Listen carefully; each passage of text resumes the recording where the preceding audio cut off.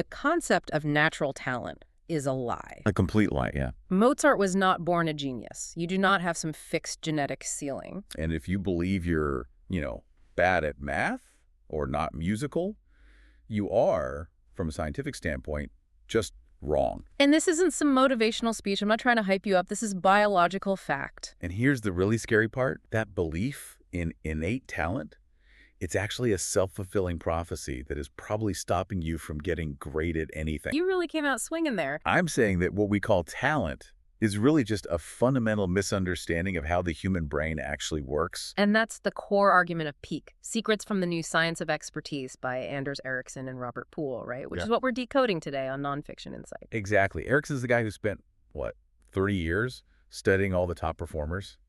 Chess grandmasters, elite musicians, memory champions. He studied all of them. And his mission in this book is basically to weaponize the science of learning against, mediocrity. So our goal for this deep dive is to prove to you, and I mean you listening right now, that potential isn't some fixed vessel you're born with. It's something you build yourself. Okay, I'm listening. Oh. But you've got to convince me.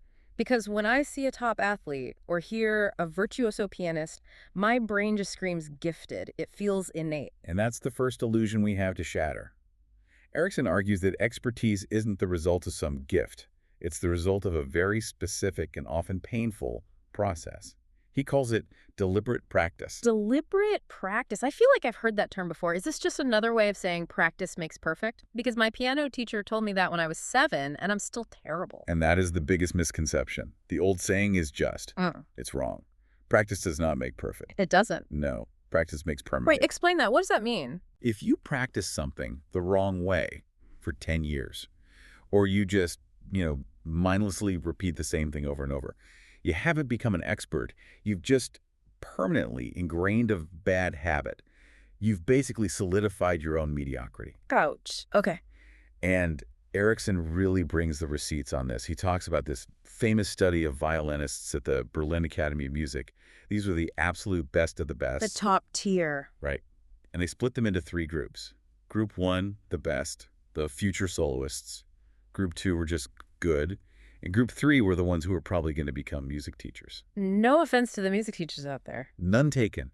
But in terms of pure performance level, there's a clear gap. So Ericsson just asked them all one simple question. How many hours have you practiced in your entire life? And I'm guessing the best ones practiced more. Way more. But here's the critical detail. The results were monotonic. Monotonic. Give me the simple version of that. Think of it like a staircase.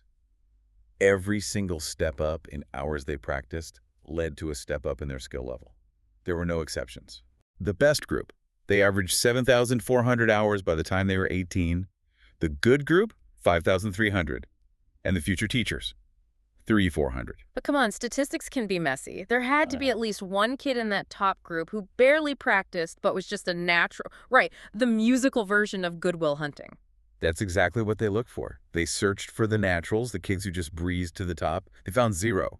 Not 1. And the other way around, the grinds, the kids who worked harder than anyone but just didn't have it. 0 of those 2. That's actually wild. So you're saying it was a direct one-to-one correlation? It suggests that what we think of as talent is really just the end result of thousands of hours of work that we never see.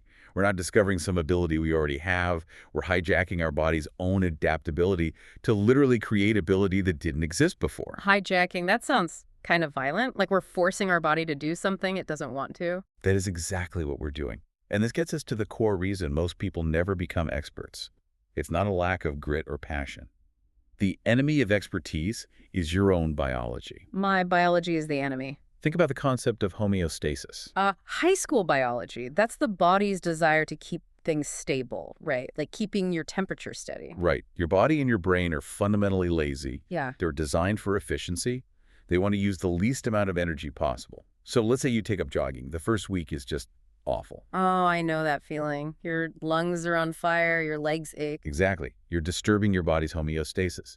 But then what happens? It gets easier. I stop feeling like I'm going to die after a mile. Your body adapts. It gets just strong enough to make that pace feel comfortable. But here's the trap. Once it feels easy, you're back in homeostasis. If you jog that same 3 miles at the same pace every day for the next 10 years, yeah, how much fitter do you get? I see where you're going with this. Not at all. I just stay at that level. You stagnate completely. Growth only happens when you push the system just outside its comfort zone again. You have to trigger that stress response to force a structural change. A structural change, you mean like physically? Physically. And I'm not just talking about muscles. I'm talking about your brain. Have you heard about the London taxi driver study? Vaguely. They have to memorize that huge map, right? The knowledge. Yeah, 25,000 streets, thousands of landmarks. It takes years. A neuroscientist named Eleanor McGuire scanned their brains. Yeah. She found the posterior hippocampus, the part of the brain for spatial navigation, was significantly larger in the drivers than in a control group. Okay, let me play devil's advocate. Maybe people with big hippocampi are just naturally drawn to being taxi drivers. Maybe they were born with it. She thought of that. Yes. So she tracked trainees over time. The training itself grew that part of the brain. It's like a muscle. And here's the real kicker. When they retired, that part of the brain actually shrank back down. Wow. So expertise is literally remodeling your brain. It's not just learning facts. You are building new hardware. Yes. And that's why it's a war against your biology. Your brain wants to automate everything to save energy. Expertise requires you to constantly fight that urge. This brings up something I've always been confused about. The 10,000-hour rule from Malcolm Gladwell. He said, do anything for 10,000 hours and you become a master. And Ericsson, the actual scientist Gladwell was citing, spent years trying to correct that misconception. He actually hates the 10,000-hour rule. Why? It sounds like it proves his point. Two big reasons. First, 10,000 is just a random average. Some violinists took 7,000 hours. Some pianists took 25,000. But the much bigger problem is that it makes it sound like quantity is all that matters. Like you can just punch a clock for 10,000 hours and you're good. Right, just put in the time. And that leads to what Ericsson calls the experience trap. You meet people all the time who say, I have 20 years of experience. And he would say, no, you have 1 year of experience repeated 20 times. Oh, that hits a little close to home. It's the automation trap. Think about learning to drive. At first, you're hyper-focused, hands at 10 and 2, checking every mirror, but eventually you get good enough. Now you drive while listening to this deep dive and thinking about dinner. You're on autopilot. And once I'm on autopilot, my improvement stops. Completely. In fact, some studies show that doctors with 20 years of experience are often statistically worse at diagnosing certain things than doctors with 5 years of experience. That is genuinely terrifying. The 5-year doctors are still checking their work, still looking things up. The 20-year veterans are coasting. They're just practicing their mediocrity. Unless you are consciously trying to get better, you're just maintaining homeostasis. Okay, that is pretty depressing. I'm thinking about my own job. I've been writing emails for a decade. You're telling me I'm probably no better at it than I was in year 2? Unless you're actively measuring your open rates, trying new headlines, and getting feedback on what works, Yeah. you've probably been sleepwalking. All right, so I want to wake up. If just doing the thing for thousands of hours doesn't work, what is the expert actually doing differently inside their head? This is the most important idea in the whole book. Ericsson calls them mental representations. I think a much better way to picture it is as a compression algorithm. Like a zip file on a computer. Exactly like a zip file. Think about your brain. Your short-term memory is a massive bottleneck. It can hold maybe, 7 items at once? On a good day? Yeah. So if I just started rattling off 20 random numbers at you right now, your brain's CPU would just redline. You'd crash. I'd forget the first number by the time you got to the 10th. But the expert brain doesn't do that. It doesn't try to hold 20 individual pieces of data. It zips them into chunks or files and stores them in long-term memory, completely bypassing that bottleneck. Can you give me a real-world example? Chunks still sounds a bit abstract. Okay, the story of Steve Falloon. He was just a regular undergraduate student in one of Ericsson's experiments. Totally normal guy. So an average Joe. At the start, Steve could remember 7 digits. Just like us, they'd read him numbers 1 per second. If he got it right, they added a digit.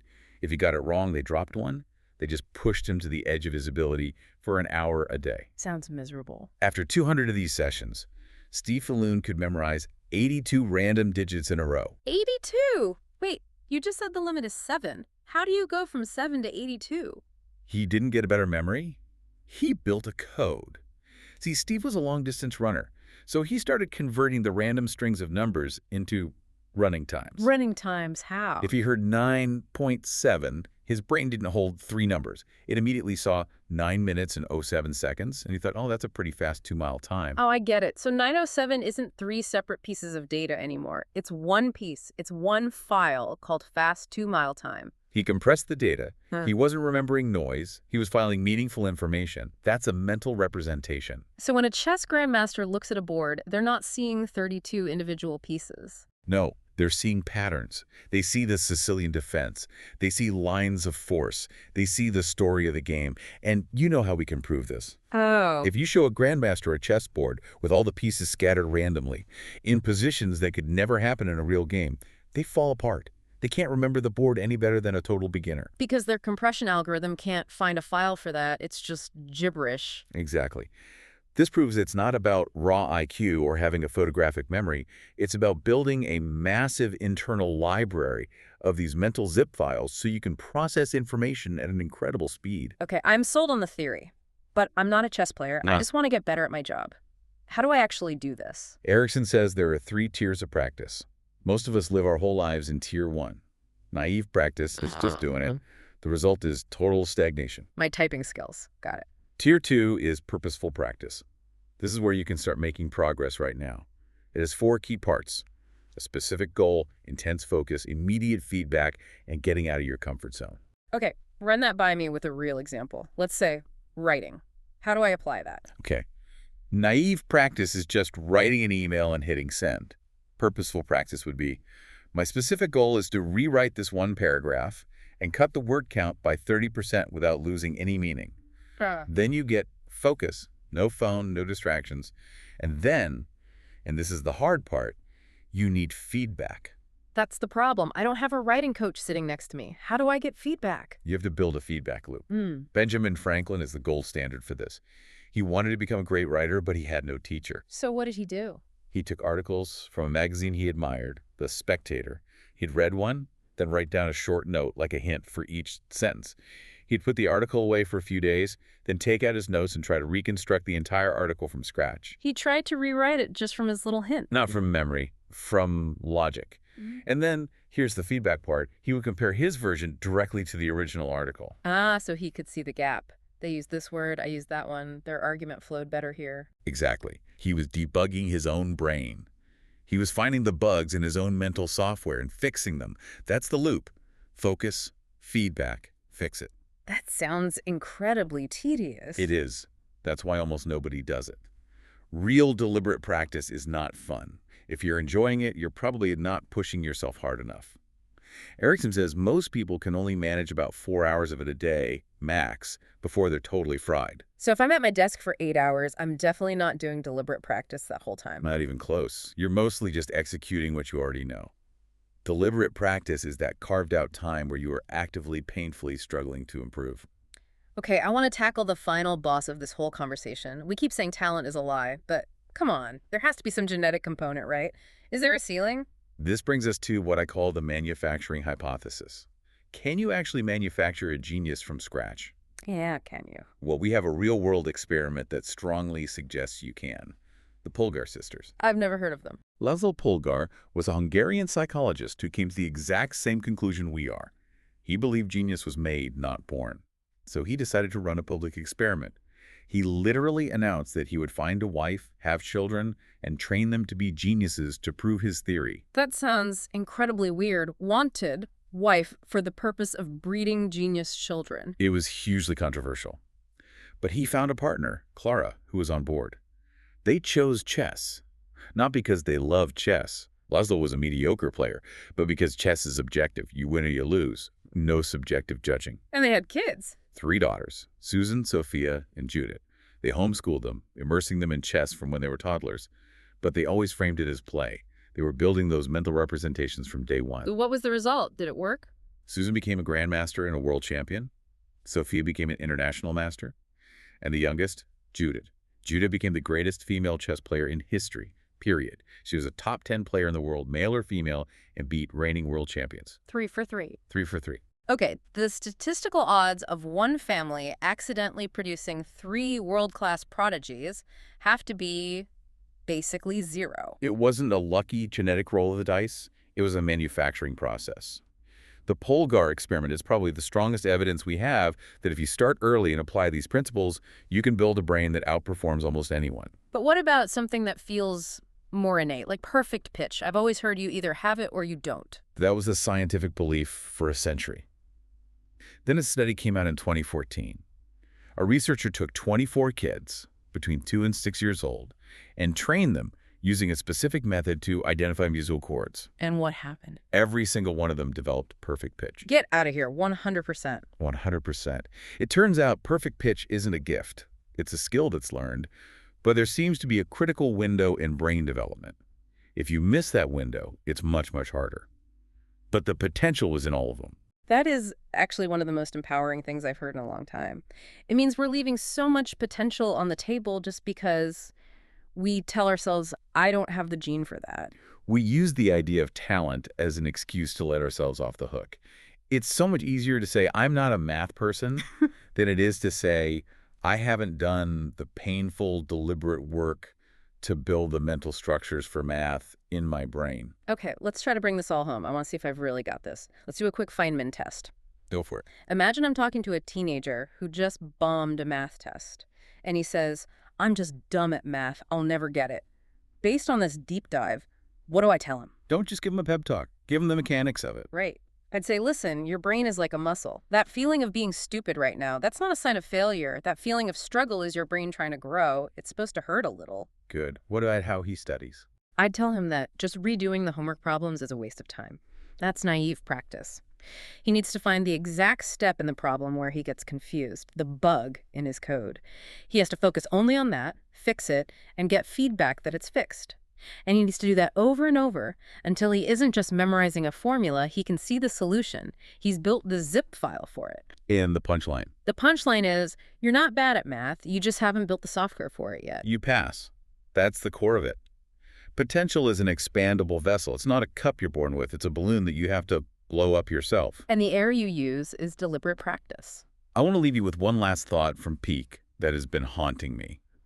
We spend a third of our lives working. Many of us have been in our jobs for 5, 10, even 15 years. But if this science is right, just doing the job for all that time hasn't made us experts. It's just made us comfortable. The automation trap. Exactly. If 10 years on the job hasn't made you a master, what have you actually been doing all that time? You've been sleepwalking? You've been trusting the autopilot? That's a very unsettling thought. It is. But the good news is you can wake up today. You can decide to turn off the autopilot. You can pick one specific skill, apply the focus, feedback, fix method, and actually start building a new brain.